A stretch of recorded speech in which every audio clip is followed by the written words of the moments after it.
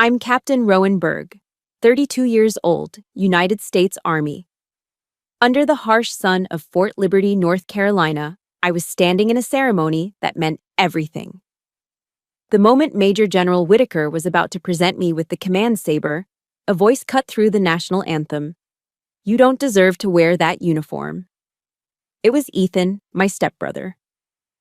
Before anyone could react, he lunged forward, ripping the saber from the general's hands. The edge of the steel slammed against my left hand. Blood. It soaked through the pristine white dress glove. He roared in front of hundreds of people. "You don't belong here, Rowan. You were never one of us." They thought this public humiliation would break me. They didn't know that my blood on this uniform was the most ironclad oath I could ever make. Let me know where you're watching from. Hit that like and subscribe button if you've ever been treated like a stranger by your own family at the exact moment you needed them most. The heat at Fort Liberty was unforgiving. It shimmered in waves off the vast expanse of the parade ground, baking the scent of freshly cut grass and kiwi shoe polish into the humid North Carolina air. I stood at attention, my spine straight as a ramrod, the dark green fabric of my Army service uniform already starting to feel heavy. The rhythmic, cadenced beat of the ceremonial drums seemed to sync with my own heart. A steady thump, thump, thump that marked the culmination of a lifetime of effort. 17 years. 17 years of pushing my body past its limits, of honing my mind to a razor's edge, of sacrificing normalcy for duty. This moment wasn't just for me. It was for him. For the father I barely knew, First Lieutenant Henry Berg, whose legacy was the compass that had guided my entire life. In the front row of the guest bleachers, I could just make out my mother. She was fanning herself with a program, looking small and overwhelmed by the military precision surrounding her. I allowed myself a flicker of hope. Maybe today, seeing me here, she would finally understand. Maybe she would finally be proud. Major General Whitaker stood before me, his presence as commanding as the flag snapping in the breeze behind him. He was a friend of my father's, a living link to a past I only knew through faded photographs. His eyes, crinkling at the corners, held a warmth that went beyond professional courtesy. It was the look of a mentor, of a man who saw not just the rank on my shoulders, but the journey it took to get here. He took the ceremonial officer's saber from its display, its polished steel glinting under the relentless sun. "Captain Berg," he began, his voice deep and resonant, carrying across the silent field. "On behalf of a grateful nation, and in recognition of your exemplary leadership." He was about to place the hilt in my hand. It was the pinnacle, the symbol of everything I had fought for. And then, a blur of motion from the stands. "You don't deserve that." The voice was a shard of glass in the solemn air. It wasn't just the words. It was the venom they were steeped in, an acid I knew all too well. It sliced through 17 years of carefully constructed walls, straight into the heart of the scared, unwanted girl I once was. My blood ran cold. I didn't need to turn. I knew that voice. Ethan. He vaulted the barrier separating the guests from the field, his face a twisted mask of rage. 2 military police officers started to move, but he was too fast. He lunged, not at me, but at the general, his hands clawing for the saber. He ripped it from Whitaker's grasp with a savage grunt. For a split second, time seemed to warp, the polished blade arcing through the air in a terrifying, beautiful sliver of light. Then it slammed into my hand. It wasn't the blade that hit me, but the heavy steel of the handguard. A sickening, dull crack echoed in my ears, a sound I felt more than heard. A bolt of white-hot agony shot up my arm, so intense it stole my breath. It felt like every small bone in my hand had been shattered by a hammer. Hot. Wet. My eyes, wide with shock, dropped to my left hand. The ceremonial white cotton glove was already blooming with a grotesque flower of crimson. It started as a small stain, then darkened, spreading rapidly through the fibers. Blood. My blood. Staining the symbol of purity and honor. Through the haze of pain, my gaze darted to the stands, searching for my mother. I found her. Her hand was clamped over her mouth, her body shrunken into her seat. I saw a flicker of horror in her eyes, quickly replaced by something else. Fear. The same old paralyzing fear. And then, she did what she always did. She looked away. She turned her head, her eyes finding a point on the far side of the field, anywhere but on her daughter being assaulted. She had abandoned me. Again. Ethan stood over me, panting, the saber clutched in his hand. His face was inches from mine, spittle flying as he roared the words that were the anthem of my childhood. "You were never one of us!" The spell broke. Shouts erupted. The MPs were on him in an instant, a flurry of motion and authority. They tackled him to the ground with professional force. The saber clattered onto the manicured grass. The crowd gasped. The ceremony had dissolved into chaos. My ears were ringing. The pain in my hand was a roaring fire, but my training kicked in, a lifetime of discipline overriding the screaming nerve endings. Assess the situation. Maintain composure. Control the narrative. General Whitaker was by my side, his face a mask of cold fury. He looked from the struggling form of Ethan to my bleeding hand. His voice, when he spoke to me, was low and sharp as a bayonet. "Captain, can you stand and maintain your bearing?" It was a question, but it was also a command, an offer to retreat with dignity or to stand my ground. Retreat was not in my vocabulary. Blood was now dripping from the fingertips of my glove, forming a small dark pool on the polished leather of my dress shoes. Every fiber of my being wanted to collapse, to cradle my broken hand, to scream. But I thought of the young soldiers in formation watching me. I thought of my father's name. I forced my shoulders back, locked my knees, and pulled my chin up. My gaze met the general's. I brought my uninjured right hand up in a salute so crisp, so precise, it could have been cut from stone. "Yes, sir." The words were steady. They didn't betray the tremor of pain shooting through my body. They didn't betray the rage and the profound, soul-crushing hurt. A camera flash exploded in my peripheral vision, searing the moment into history. A local reporter capturing the image that would go viral. The decorated captain, face impassive, blood streaming down her side, rendering a perfect, unwavering salute. They would call it a symbol of discipline. They had no idea it was an act of war. As the MPs dragged Ethan away, still shouting incoherently, a silence fell over the field once more. But this wasn't the silence of respect. It was the silence of shock. I held my salute, my eyes fixed on the flag, the world narrowing to that single point of focus. The pain was immense, but the wound Ethan had just torn open ran far deeper than bone. It was 17 years old. How, after 17 years, could he still reach me like this? The question of how Ethan could still reach me isn't a question at all. The real question is why I ever thought he couldn't. The roots of that day at Fort Liberty weren't planted in the North Carolina soil. They were sunk deep in the humid, oppressive ground of Charleston, South Carolina, in a house that was as beautiful as it was damned. From the street, our house on South of Broad was a postcard of Southern charm. A grand historic home with double piazzas, gas lanterns that flickered at dusk, and the sweet, heavy scent of magnolias hanging in the air. Tourists would stop to take pictures. They saw heritage and grace. What they couldn't see was the suffocating silence that lived inside, a silence curated and enforced by my stepfather, retired Navy Captain Douglas Porter. Inside, the air didn't smell like magnolias. It smelled of lemon-scented wood polish, Douglas's cigars, and a faint, metallic tang of fear. My mother's entire existence revolved around navigating his moods. Her constant whisper to me was the law of our house. Don't poke the bear, Rowan. Just be quiet. Be good. Being good meant being invisible. It meant walking on the antique heart pine floors without making them creak. It meant reading in my room instead of watching TV in the living room. It meant never, ever bringing up the name Henry Berg. Douglas ruled our home like the deck of a warship, and I was the permanent, unwanted stowaway. The worst of it always came to a head during holidays, when the performance of a happy family was mandatory.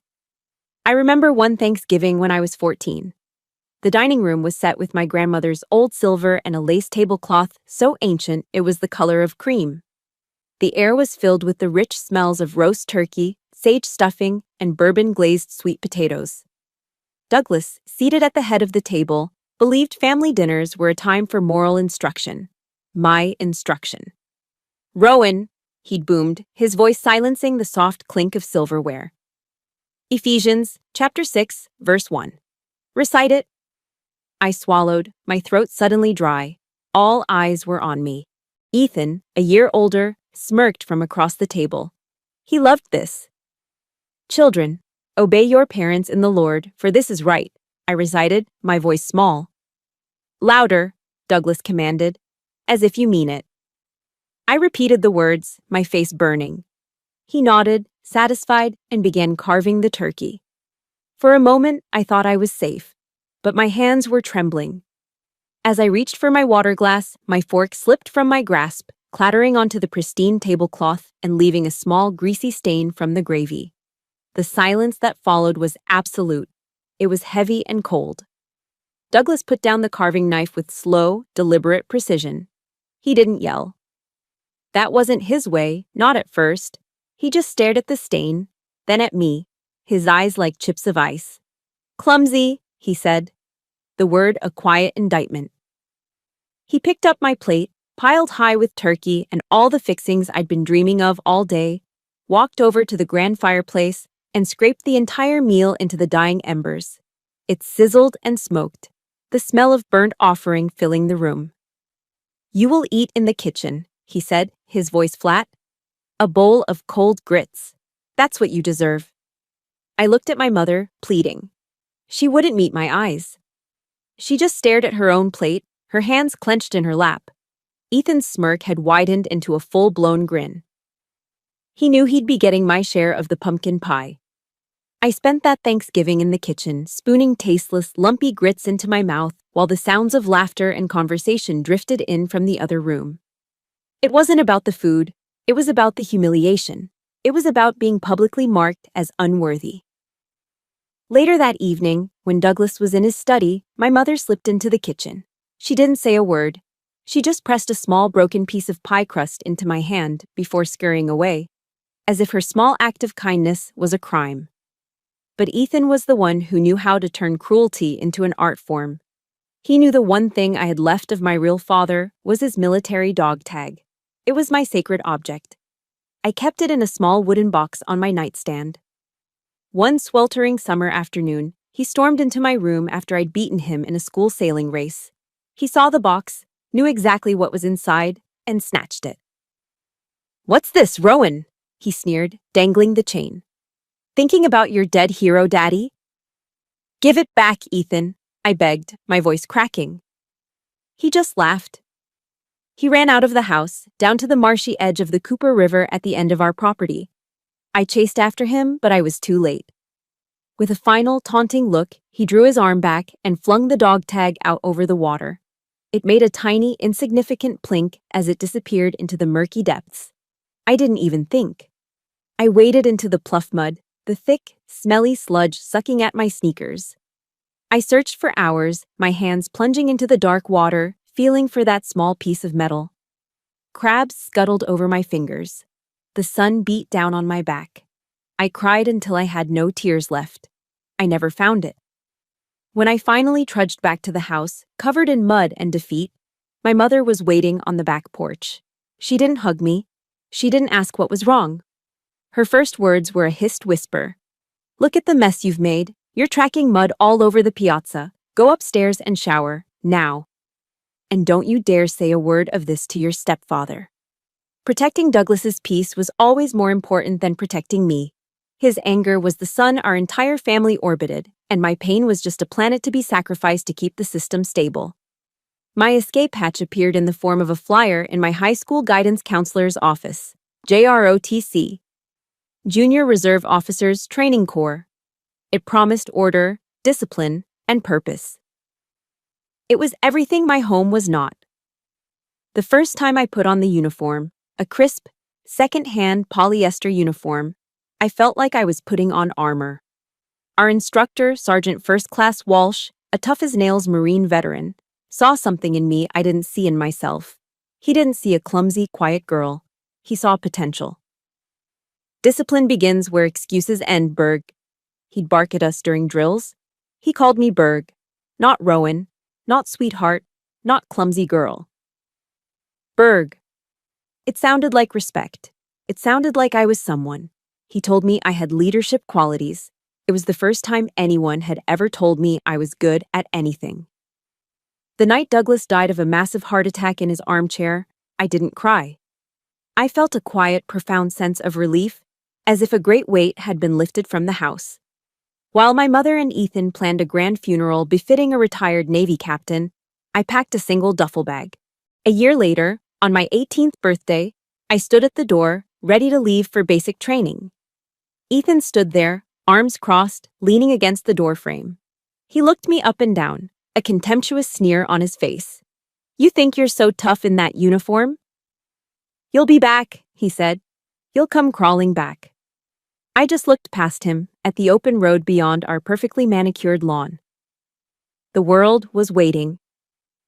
If you've ever had a person in your life who seemed to enjoy your pain, who went out of their way to break you down, please hit the like button for every single person who found a way to stand back up. And in the comments, just type a single word: survivor. Let's see how many of us are out there. As I walked away without a backward glance, his final words followed me down the driveway.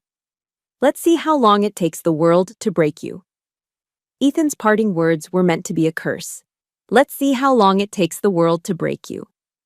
He thought the world was just a larger version of our house, a place designed to crush anyone who didn't fit. He was wrong. The world didn't break me. It forged me. My forging began at Fort Jackson, South Carolina, just a 2-hour drive from Charleston, but a universe away. The bus ride there was quiet, filled with nervous teenagers trying to look tough. I just stared out the window, watching the Spanish moss and grand old houses of the Low Country give way to pine forests and strip malls. I wasn't nervous. For the first time in my life, I felt like I was heading home. Fort Jackson was hot, humid, and loud. From the moment we stepped off the bus, we were enveloped in a storm of structured chaos. Drill sergeants, with their campaign hats pulled low, descended on us like hawks, their voices rasps of pure authority. They screamed at us to get our bags, to form lines, to stand straighter, to move faster. Everything was a command. Everything had a purpose. And I loved it. The shouting wasn't like Douglas's simmering rage. This wasn't personal. It was professional. The screams were designed to break down our civilian identities, to strip away our egos, and to build us back up as a unit, as soldiers. In the suffocating, toxic silence of my childhood home, I had felt utterly alone. Here, in the middle of constant noise, surrounded by 50 other sweating, scared recruits, I felt safe. I wasn't Rowan Porter, the clumsy girl.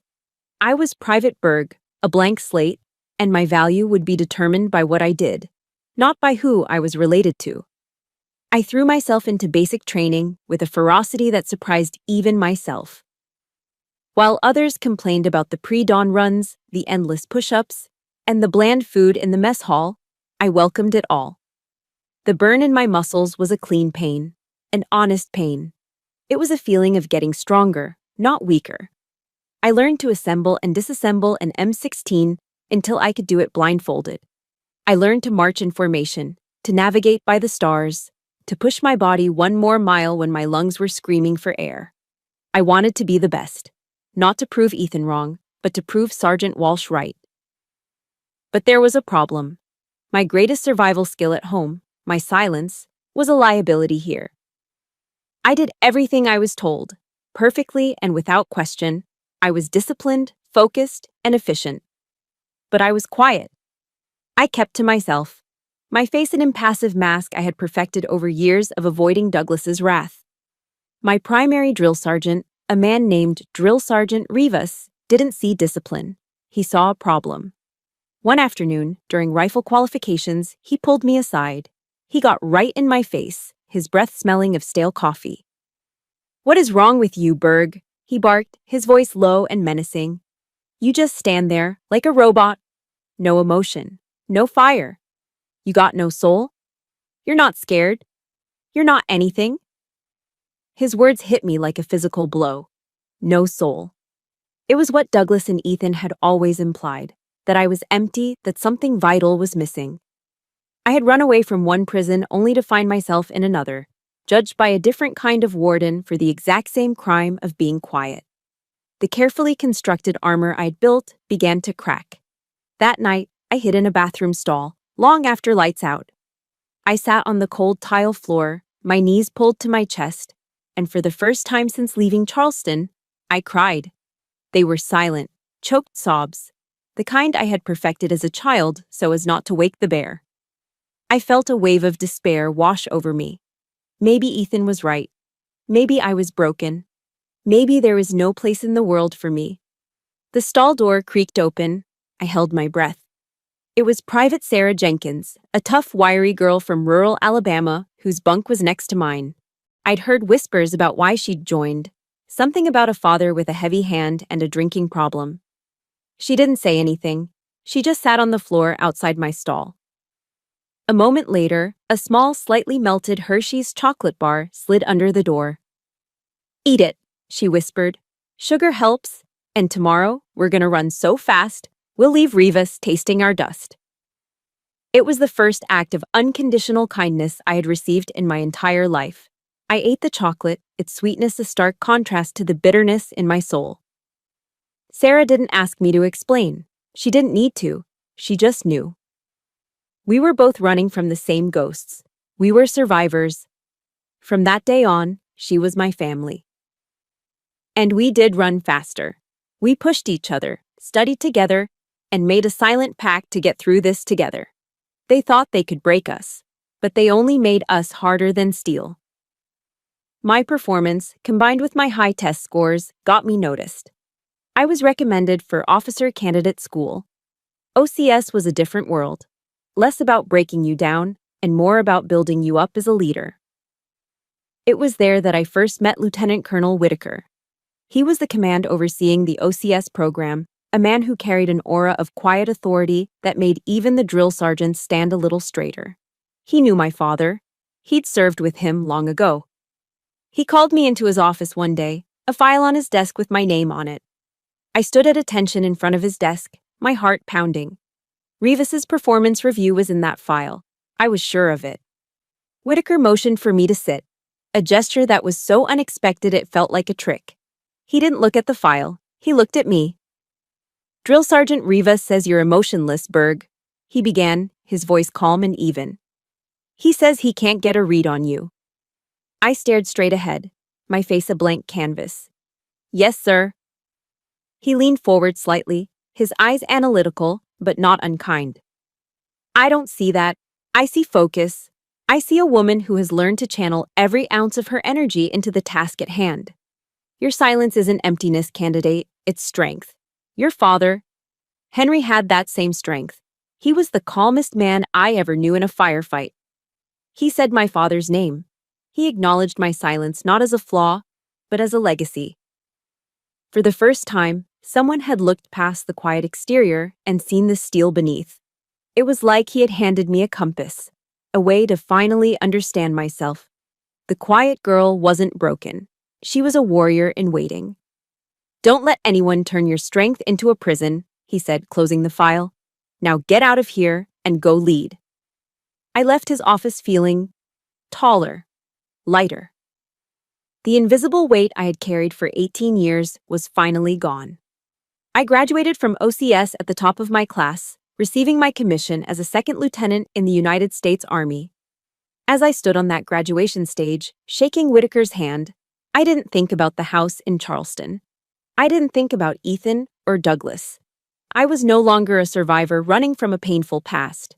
I was a leader, marching toward a future I would build myself. I had the rank. I had the career. But 16 years later, a phone call from Charleston would remind me that the past never truly stays buried. For 16 years, the world didn't break me. It made me. I served tours in Iraq and Afghanistan. I earned the respect of my soldiers and the trust of my commanders. I became Captain Rowan Berg, a woman defined by her uniform, her discipline, and her unwavering control. The quiet, broken girl from Charleston was a ghost, a memory locked away in a part of my mind I rarely visited. I thought she was buried for good. Then came the phone call. It was the summer before the ceremony at Fort Liberty. I was stationed in Kuwait, the air a blistering 120 degrees. The call came over a crackling satellite line. It was Ethan. His voice was slick with a practiced, somber tone I didn't recognize. "Mom was sick," he said. "Cancer. It was bad. The doctors weren't giving her much time." "She's asking for you, Rowan," he'd said. The lie was so obvious it was almost insulting, but it didn't matter. It was my mother. I put in for emergency leave the next day. Flying back, I felt a knot of anxiety tighten in my stomach. It wasn't just worry for my mother, it was the dread of returning to that house. As the plane descended into Charleston, I saw the familiar steeple-dotted skyline and the shimmering waters of the harbor. It was a beautiful city, a city tourists flocked to. To me, it was a beautiful cage. The house on South of Broad looked exactly the same, perfectly preserved in its southern grandeur. But the moment I stepped inside, I knew something was fundamentally wrong. The oppressive silence I remembered from Douglas's reign was still there, but it was different now. It was colder, more clinical. Then I saw them.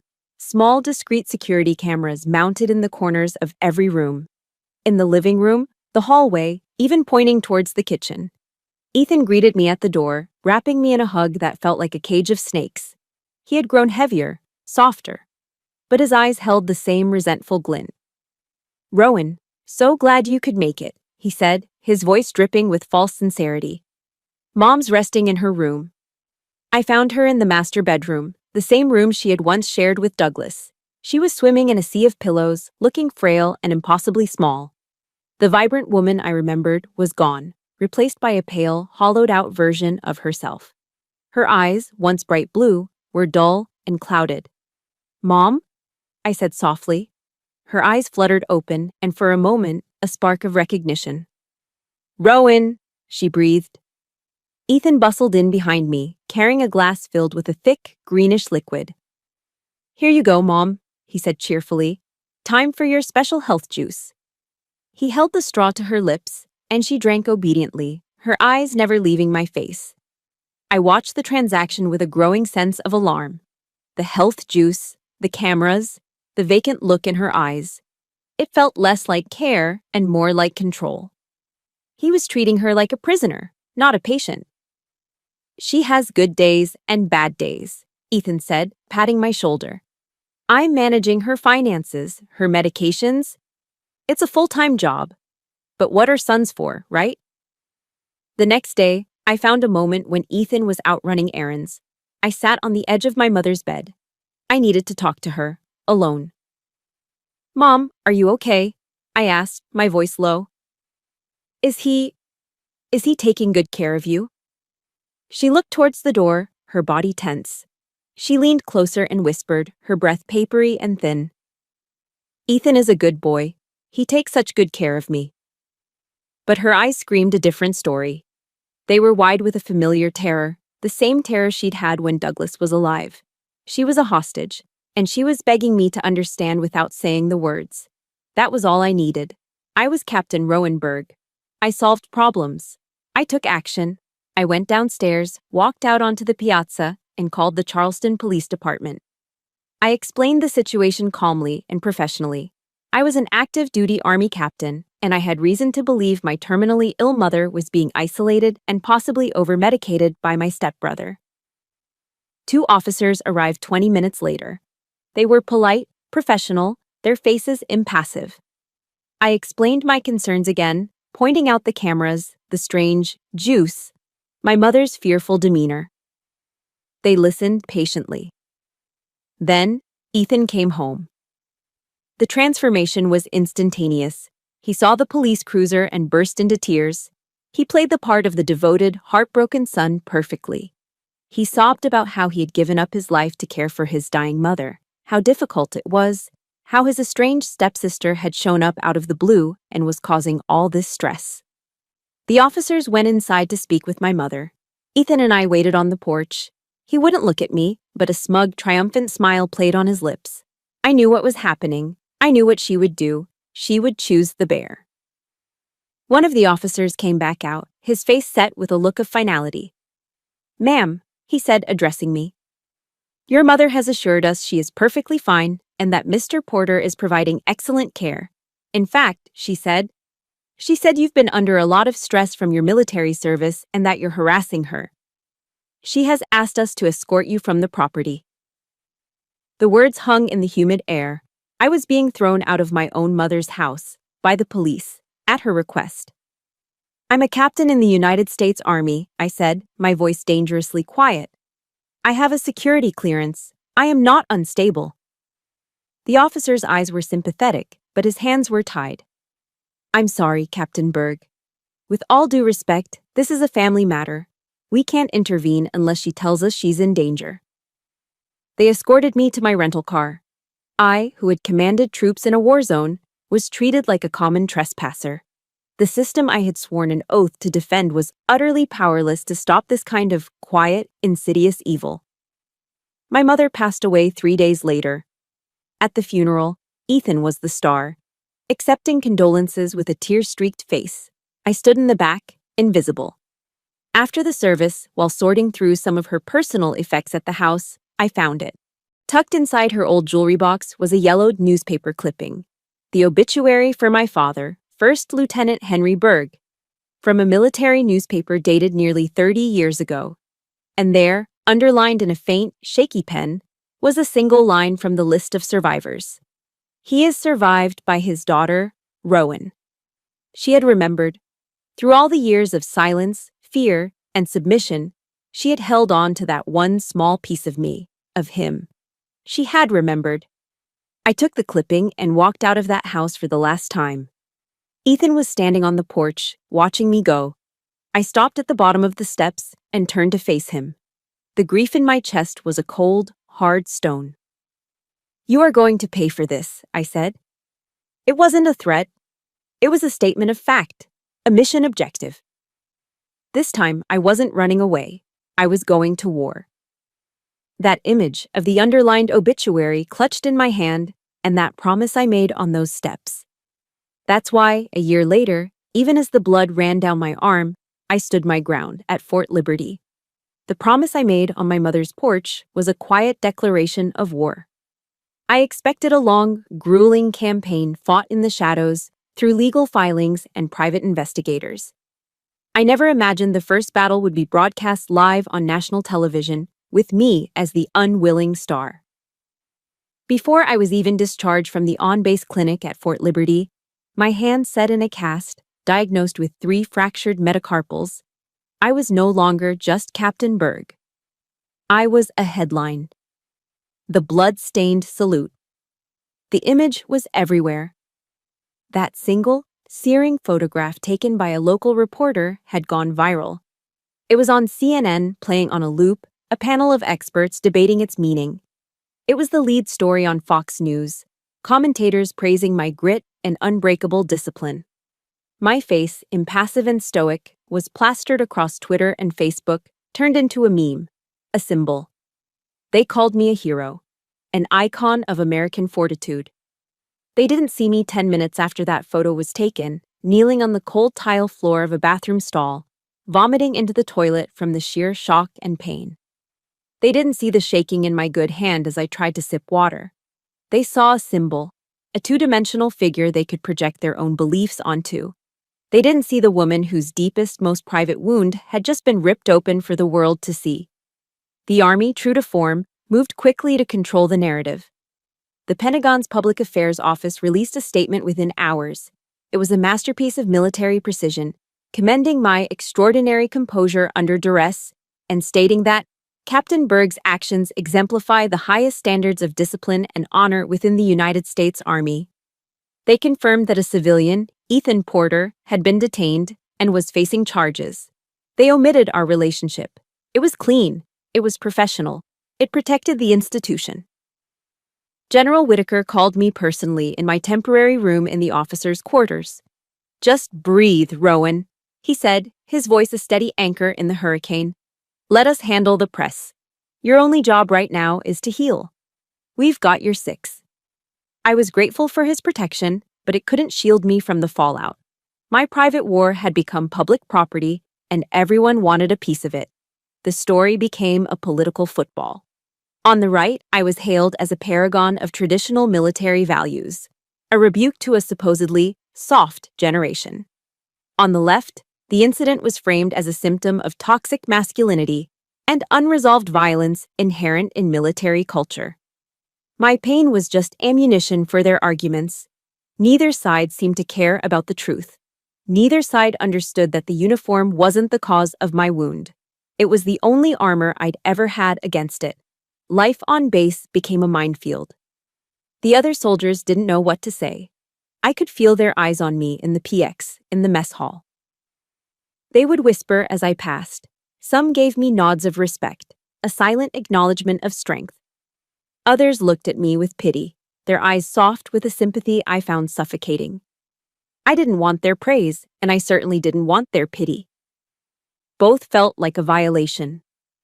They were looking at the icon, not at me. The icon was strong. The woman was falling apart. I retreated into myself, spending my off-duty hours in my room. The silence a welcome relief from the noise of public opinion. I felt adrift, unsure of my next move. My promise to my mother felt hollow now. Ethan's attack wasn't just on me, it was on the institution I loved, and I felt a paralyzing sense of shame. Then, the letters started arriving. At first, it was just a trickle, forwarded from the base mailroom. Then it became a steady stream, then a flood. Sacks of mail, filled with letters from all over the country, from people I had never met. I started opening them one evening, more out of a sense of duty than curiosity. Many were from young soldiers, privates, and specialists who wrote about their own silent battles. A soldier whose father belittled his service. A female officer whose husband controlled her finances. They saw my salute not as an act of military discipline, but as an act of personal defiance they wished they had the strength to make. There were letters from military spouses, from mothers and fathers who had watched their children struggle. They wrote about the invisible wars families fight behind closed doors, far from any foreign battlefield. They thanked me for not flinching, for showing them what resilience looked like. Each letter was a small crack of light in the darkness that had surrounded me. These people weren't talking to the icon. They were talking to me. They saw the truth behind the picture. They understood. One evening, I opened a letter with a return address from a small town in Texas. The handwriting was the shaky, deliberate script of an old man. "Dear Captain Berg," it began. "My name is Sergeant Major, retired Frank Miller. I served 22 years in the Army, 2 tours in Vietnam. I've seen men fall from enemy fire, from disease, from sheer exhaustion. I've seen a lot of things that are called brave, but I've seen very few people remain standing after being betrayed by their own kin. That kind of wound cuts deeper than any bullet. That salute of yours, with the blood on your glove, was the single bravest act I've seen in 30 years. You didn't do it for the cameras or the regulations. You did it for yourself. You told that bastard and the whole world that you would not be broken. You stood your ground.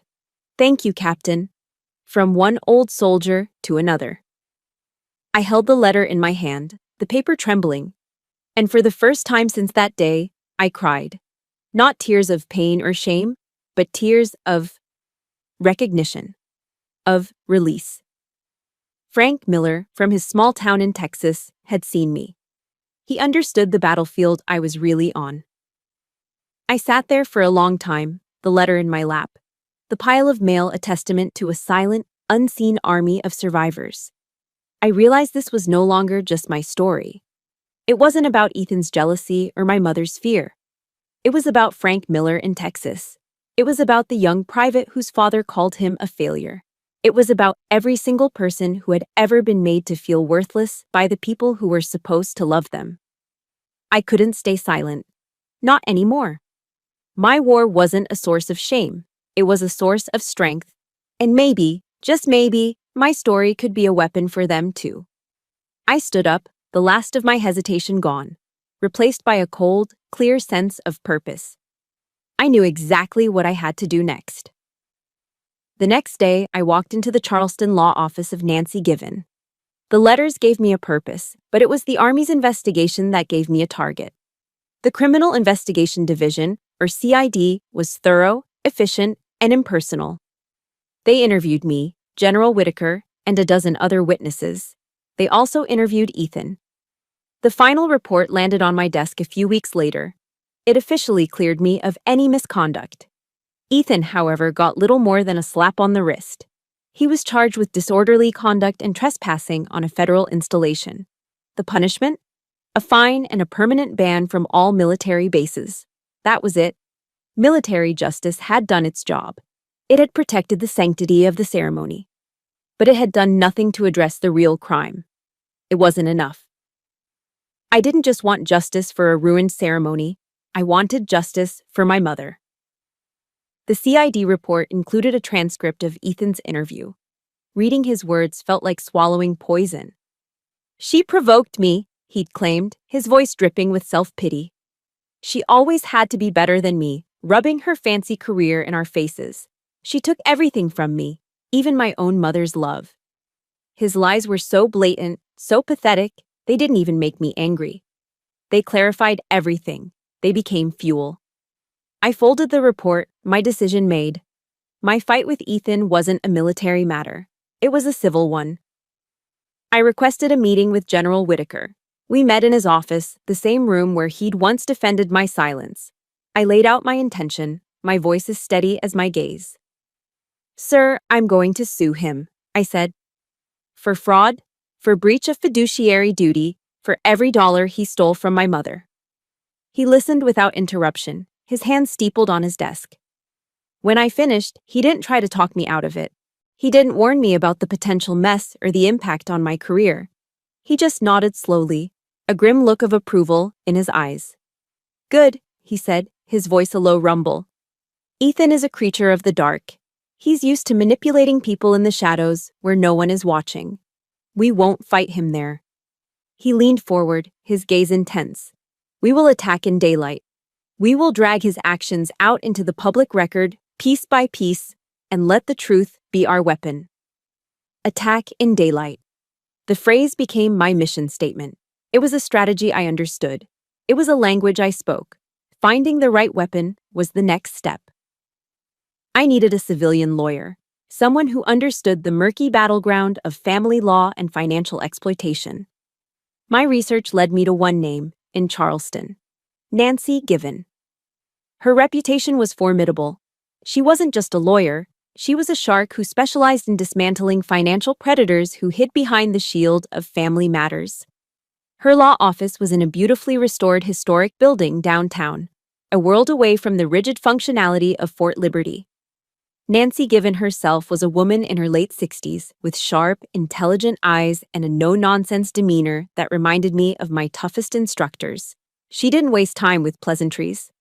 "I've read the news, Captain Berg," she said, gesturing for me to sit. Her office was filled with books, not just law tomes, but works of history and philosophy. She looked at my cast, then at the faint, fading scar on the back of my hand. "I know what happened at the ceremony. Tell me what happened before." I spent the next hour laying out the facts, presenting the case with the same precision I would use to brief a mission. I detailed my mother's illness, the cameras in the house, the suspicious health juice, and the police report that labeled me as the aggressor. I spoke without emotion, focusing on the tactical details. When I finished, Nancy was silent for a long moment, studying my face. "Are you ready for this fight, Captain?" she asked, her tone serious. "He will use your service against you.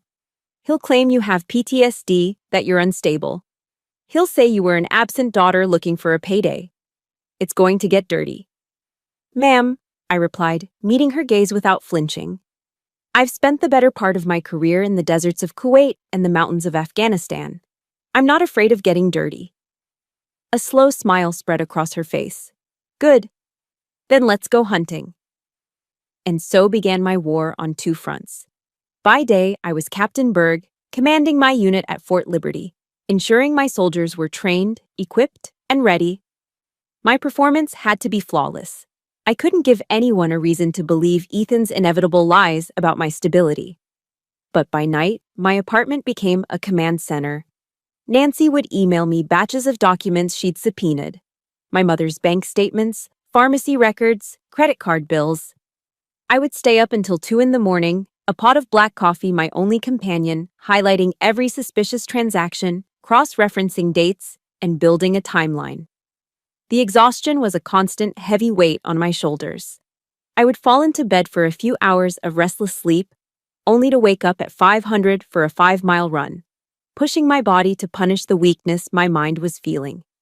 The picture that emerged from those documents was uglier than I could have imagined. It was a methodical, ruthless plundering. Tens of thousands of dollars siphoned from my mother's retirement accounts.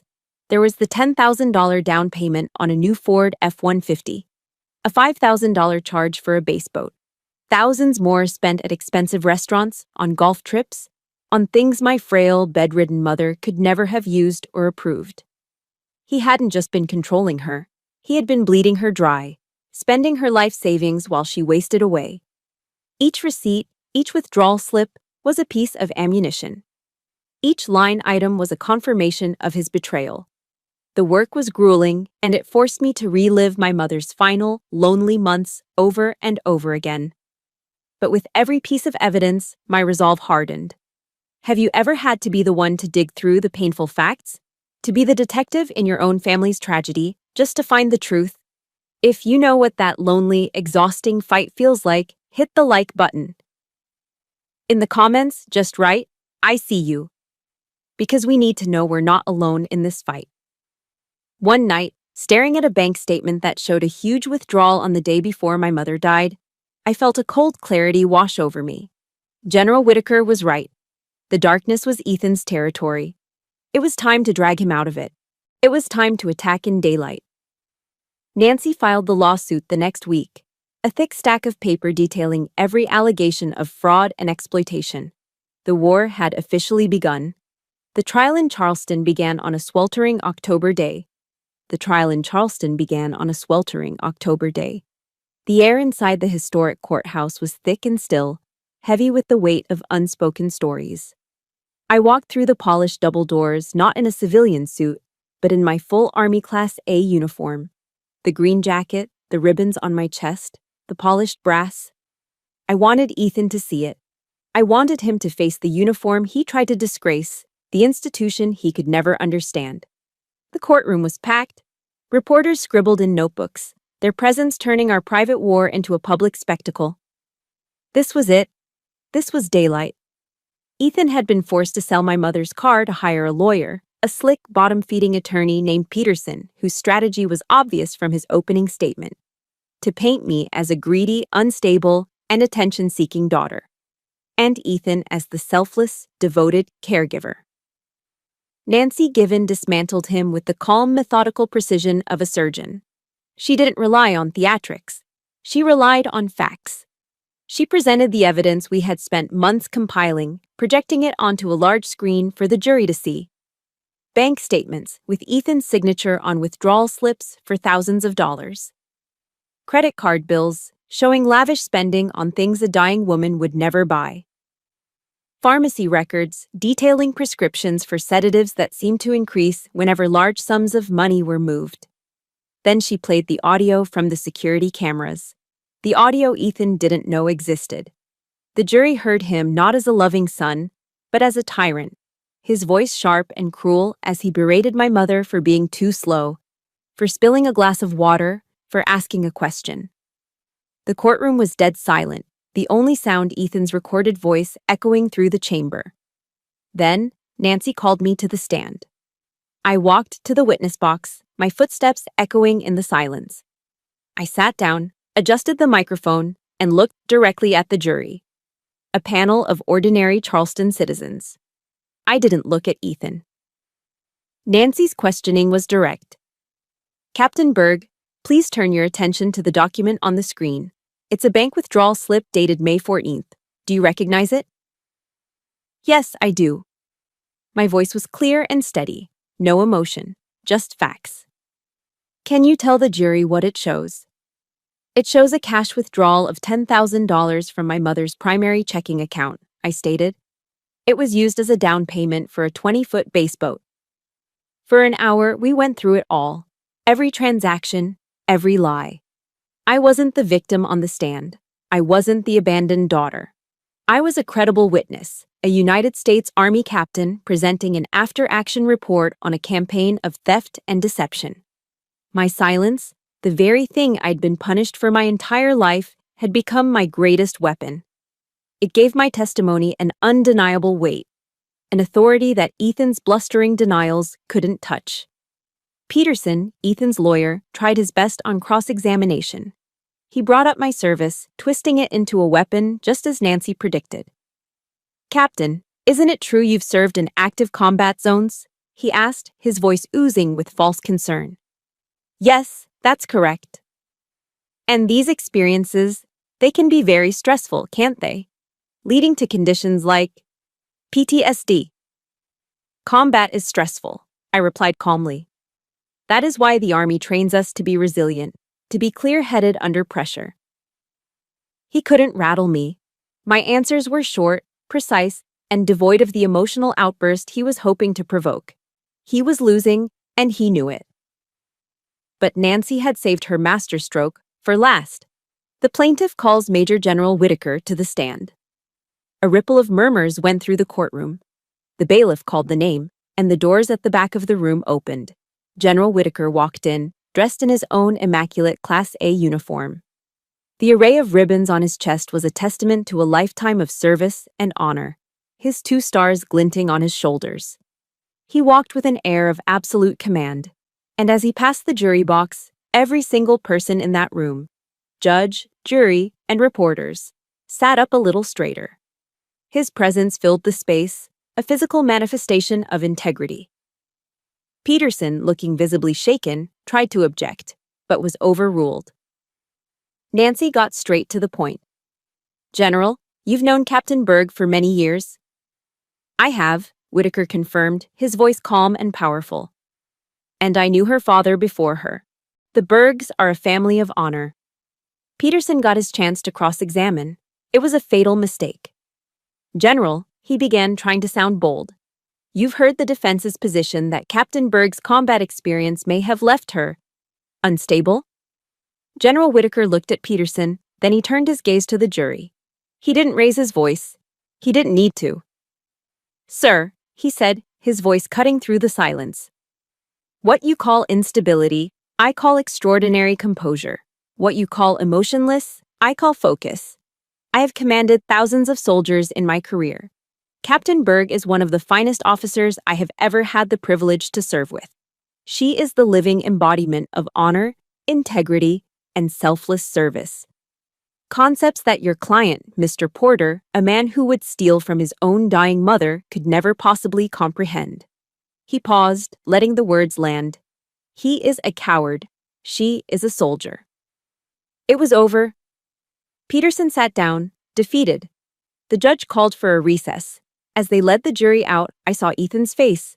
It was pale, sweaty, and his bravado was gone, replaced by the panicked look of a cornered rat.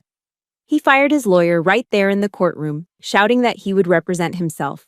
That was his final, self-destructive act. When the trial resumed, Ethan stood before the jury, his voice cracking, his hands shaking. He didn't present evidence. He didn't make a legal argument. He just unraveled. "She's lying," he screamed, pointing a trembling finger at me. "All of it. She was never there for Mom. I was the one. I did everything." His voice rose to a hysterical pitch. "Mom loved me more. She always loved me more. This bitch just wants the money. She was always jealous of me." He had just confessed. In front of the judge, the jury, and a room full of reporters, he had confessed the motive behind every action, his pathetic, all-consuming jealousy. The jury was out for exactly 45 minutes. When they filed back in, their faces were grim and resolute. The foreman handed the verdict to the bailiff. The judge read it aloud, his voice devoid of emotion. "On the charge of fraud, we the jury find the defendant guilty. On the charge of exploitation of a vulnerable adult, we find the defendant Guilty. Guilty on all counts. Ethan just stood there, his mouth hanging open, as two sheriff's deputies moved to stand behind him. He looked at me, his eyes wide with disbelief, as if he still couldn't understand how this had happened. I met his gaze, my face a mask of stone. The click of the handcuffs was the loudest sound in the silent room. I had won. The war was over. So why didn't I feel victorious? The click of the handcuffs should have been the sound of victory. It should have been the final note in a long, discordant symphony of injustice. The reporters rushed out of the courtroom to file their stories. Nancy gave my shoulder a firm, congratulatory squeeze, and the world saw a simple headline: Daughter gets justice for mother. It was a clean, satisfying ending. But as I stood there, watching the deputies lead Ethan away, I didn't feel the triumphant release I had expected. There was no surge of joy, no sense of peace. There was only a vast, echoing silence. The silence of a battlefield after the fighting is over. The war that had defined my entire existence, the singular mission that had driven me for decades, first to escape, then to overcome, then to conquer, was finished. And in its place, there was nothing. The Army, in its infinite wisdom, knew I needed a change of scenery. General Whitaker called it a cool-down assignment. I was transferred from the high operational tempo of Fort Liberty to a quiet, administrative desk job at a logistics command in Richmond, Virginia. My new role was to analyze supply chain efficiencies. It was important work, I was told. It felt like being put in a closet. Richmond was a city steeped in history, a place of brick-lined streets, stately monuments, and the slow, meandering James River. It was beautiful. It was peaceful. And its peace terrified me. For my entire life, I had thrived in conflict. The quiet tyranny of my childhood home had been replaced by the structured chaos of the Army. I knew how to operate in a war zone, both external and internal. I did not know how to operate in peacetime. The silence of my small apartment in Richmond was more deafening than the roar of a drill sergeant at Fort Jackson. Every morning, I would wake up at 0500, a habit ingrained in me, and go for a run along the riverbank. I'd watch the sun rise over the water, painting the sky in soft shades of orange and pink. It was serene, and it felt completely alien. I was a soldier without a war, a weapon without a target. I had spent my life building armor, and now there were no incoming rounds. The sheer weight of the armor itself was crushing me. As part of my cool-down, I was required to attend weekly sessions with a behavioral health officer, an Army psychologist named Dr. Evans.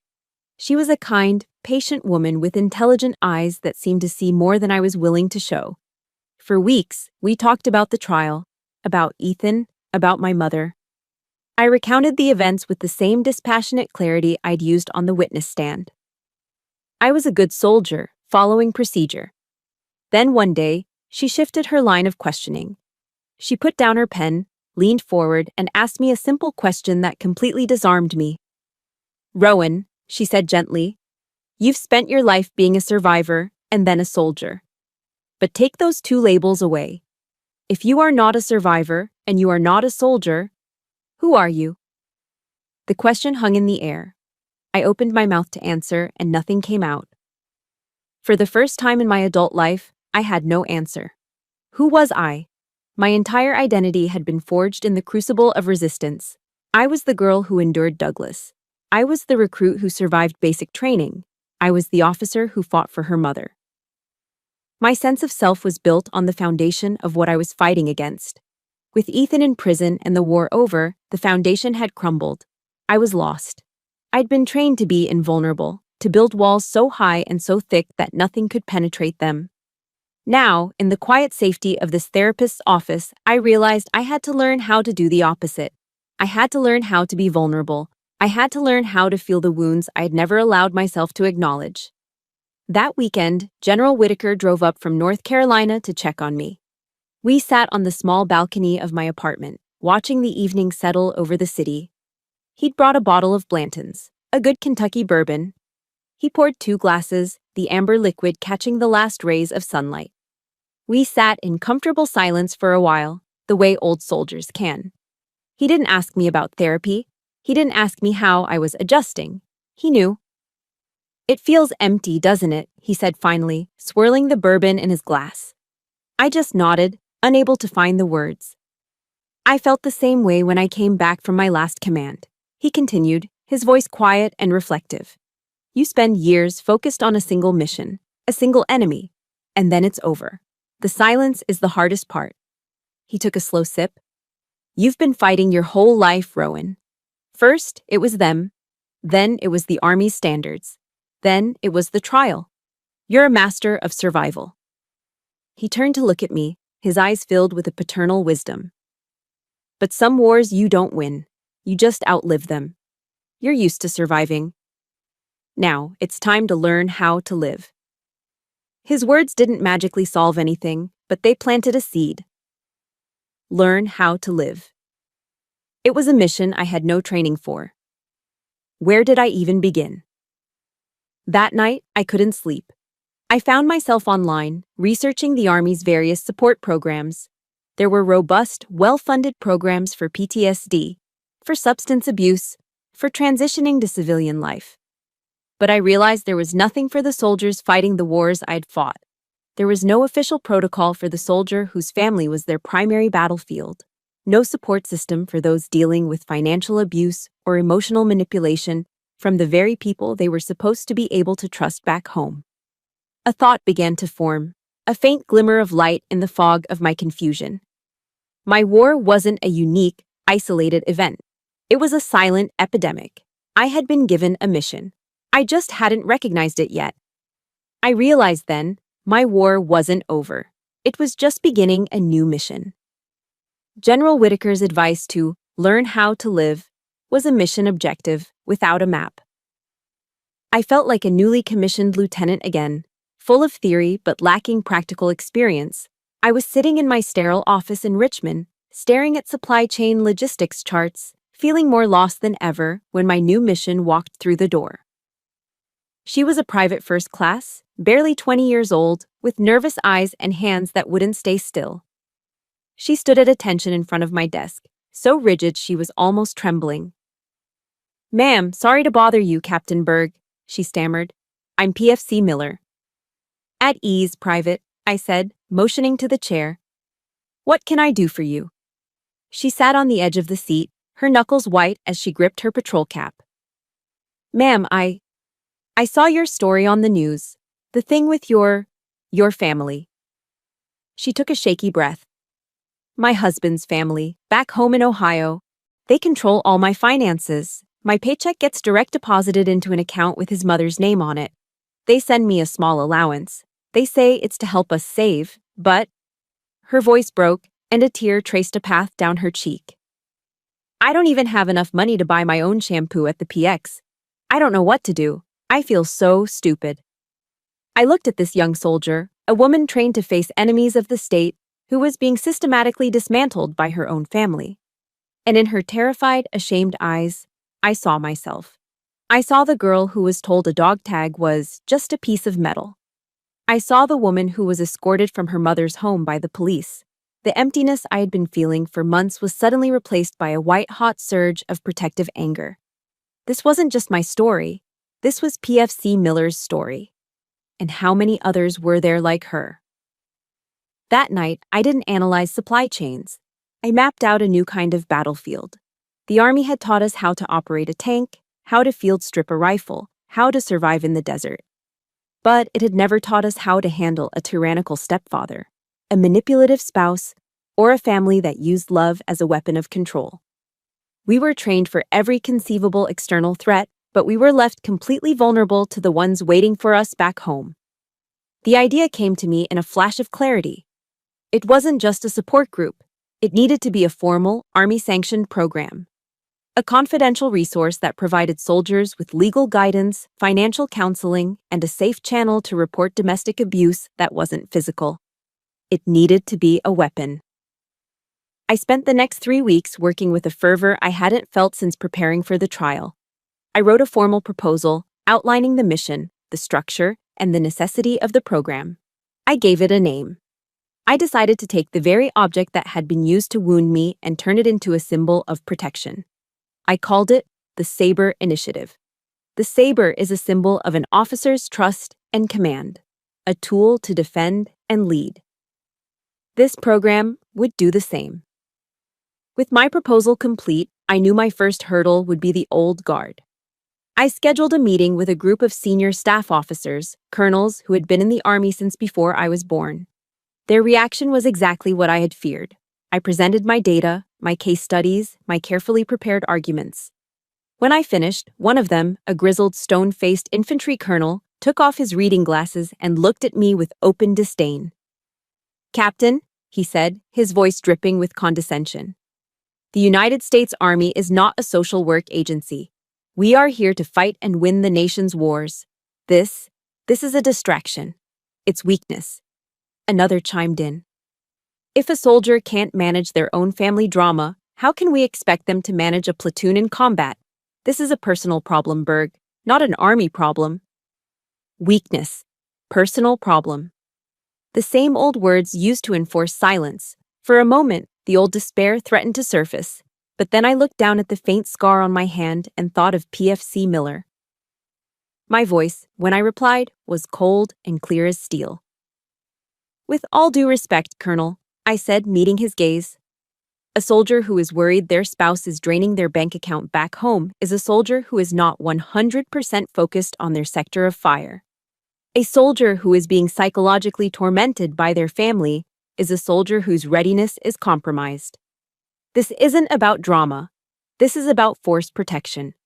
It's about ensuring that every soldier is mentally and emotionally prepared to do their job. This is a mission readiness issue." I had used their language, their logic. It left them speechless, but I knew I hadn't won them over. I needed more firepower. I needed General Whitaker. I presented the initiative to him and his command staff the following week. This time, I was ready. I laid out the tactical argument first, the impact on readiness, on morale, on soldier retention. I used charts and statistics. I was the perfect logical staff officer. Then, I changed tactics. I told them about PFC Miller. I didn't use her name, but I told her story. And for the first time, I told them a little of mine. Not the dramatic details, but the core truth.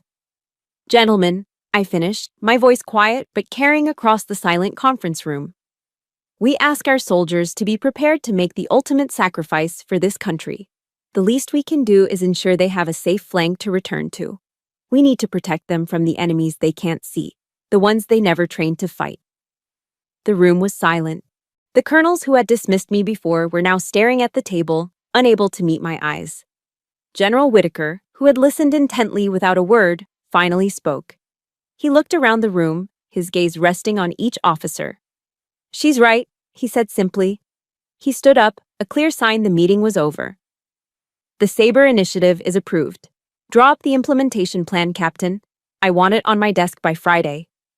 He walked over to me as the other officers filed out. "That took courage, Rowan," he said quietly. "No, sir," I replied, a small smile touching my lips for the first time in what felt like forever. That was just learning how to live. The work was just beginning. There were policies to write, resources to gather, and a culture to change. But as I sat at my desk that night, finalizing the presentation slides for the program's official rollout, I knew exactly where the new mission would begin. 1 year later, I returned to the parade ground at Fort Liberty. The North Carolina sun felt different this time, warm and life-giving, not harsh and oppressive. The scent of cut grass and polish was still in the air, but today it smelled like home. I stood on a raised platform, looking out at a sea of young, eager faces, the next generation of Army leaders. On my shoulder, the silver oak leaf of a major had replaced the gold of a captain. And I was here not as a recipient of an award, but as the keynote speaker for their leadership course graduation. I had returned to the scene of my greatest humiliation, not as a victim, but as a testament to what comes after. I looked down at my left hand. A thin, silvery scar traced the line where the saber had struck me.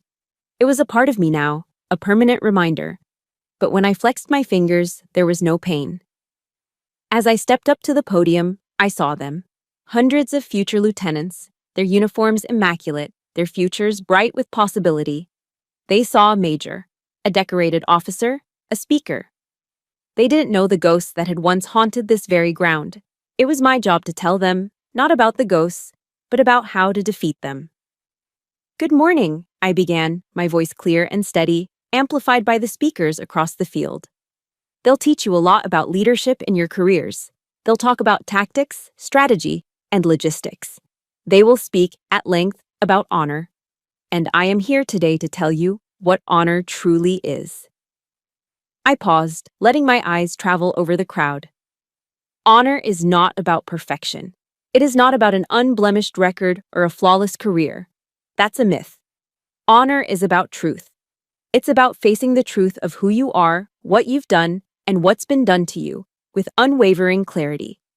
Honor is about resilience. It's not about invulnerability. It's about acknowledging your wounds and choosing to heal. And most importantly, honor is not about never falling. Honor is about how you rise. I looked pointedly at the spot where I had fallen, where my blood had stained the grass. It is about how you rise, even when you are bleeding.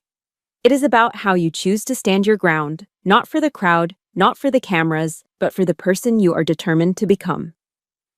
That is the honor that matters. That is the honor that will make you your leaders. I kept the rest of my speech short, focused on the practical applications of the Saber initiative, which was now active on bases across the country. I spoke about recognizing the signs of abuse, about creating a climate of trust where soldiers felt safe to ask for help, about the undeniable link between a soldier's well-being at home and their effectiveness on the battlefield. I was giving them the tools I never had. After the ceremony, as the newly graduated officers were celebrating with their families, a young lieutenant approached me. She was sharp, confident, the very picture of a future leader.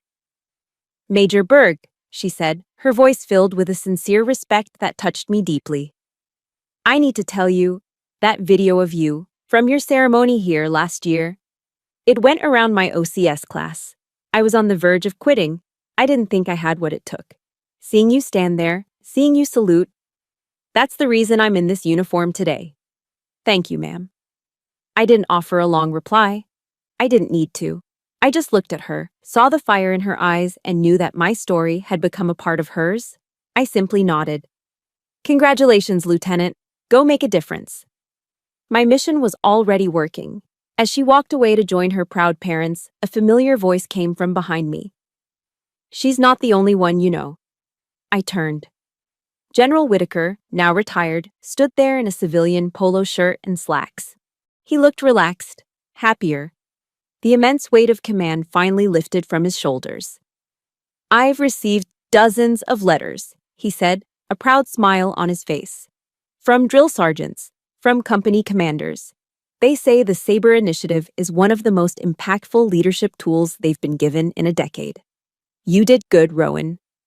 "We did good, sir," I corrected him. We stood together for a moment, watching the families take pictures, the scene a perfect portrait of pride and joy. "So, have you forgiven him?" he asked quietly, the question unexpected. I knew he meant Ethan. I thought about it for a moment, honestly and without defense. The old, familiar anger wasn't there anymore. The bitterness was gone. "I don't think about him," I said, and I was surprised to find that it was the truth. "I've realized something, sir. Forgiveness isn't a gift I give to him. It was never about him. Forgiveness is my peace, and I had to fight like hell to win that peace for myself. He doesn't get to have any part of it." Whitaker nodded, understanding completely. "You finally finished your war, Berg." I looked out across the parade ground, at the American flag flying crisp and proud against the blue sky. I felt the warmth of the sun on my face, and for the first time, I felt truly at peace. The scar on my hand was just a scar. The ghosts were gone. "Maybe I have, General," I said, a real smile forming on my lips. "But I've learned that some wars aren't meant to end. They're just meant to change. They become something new." I turned to him, my eyes clear, my future an open field of infinite possibility. And now, I'm ready. And so, my war has found its peace. Thank you for walking this path with me, My journey from that parade ground to this moment has taught me one thing above all. Our scars don't have to be a source of shame. They can be our greatest source of strength, a testament to what we have survived. Every one of you listening has your own story, your own battle fought in silence. If this journey resonated with you, I invite you to join a community of survivors by leaving a comment below with 3 simple words. I am ready. And if you believe that every story of resilience deserves to be heard, please like this video and subscribe to the channel. You are not alone here, and our stories are our power. Thank you for listening.